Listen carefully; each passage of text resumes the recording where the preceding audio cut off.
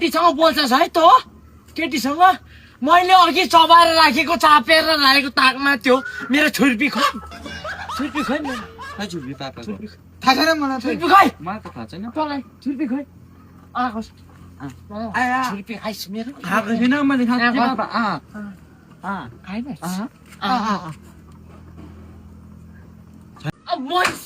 मरिस चित्ते चौतारा कलुवा बाहिर निस्के मरिस तोर आज मरिस बाहिर निस्के न्याइज तँ न्याइज तेरो दाजु खोइ जेठा आउँदै होला को आइपुगेछ फोन उठा यहाँ दे को केटीसँग बोल्छस् है त केटीसँग मैले अघि चबाएर राखेको चापेर राखेको ताकमा त्यो मेरो छुर्पी खै मेरो खै छुर्पी पापा थाहा छैन मलाई छुर्पी खै मलाई त थाहा छैन तँलाई छुर्पी खै आएको छुर्पी खाइस् मेरो खाएको छैन मैले खाएको थिएँ पापा खाइन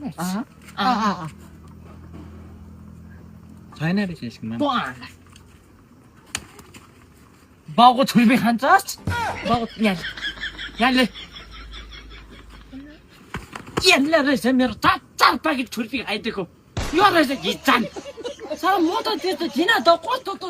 कसरी जन्मिस यसले खाएछ पापा कहाँपट्टि गइस् त अब यसले खाएछ तर त्यस्तो घिचा छैन त पापा यो त साँच्ची नै पुरा घिचुवा छ पापा यो त तँ कहाँपट्टि गइस् मैले किनेर ल्याएको यो किनेर ल्याइस् त्यो मेरो ताकमा भएको खै त्यो छुर्पी खै यति साह्रो गरेको छोराहरूलाई रम्दा छुर्पी खानु मजा तँलाई छुर्पी चाप्नुको मजा के थाहा घिचेको छ सालसम्म यसलाई सोध कति मजा आउँछ यसले चोरेछ पापा चोरेछ त अन्त हौ तेरो बाउ त चोर थिएन त हौ कहाँपट्टि गइस् किनेर ल्याएको त मैले ढाक्नु सिकिस् त्यो परको राजीवसँग नै नि तँ त्यो राजीवको सङ्गतमा हिँडेर तँ यस्तो भएको अहिले आएर बाउको छुर्पी पनि चोर्नु थालिस्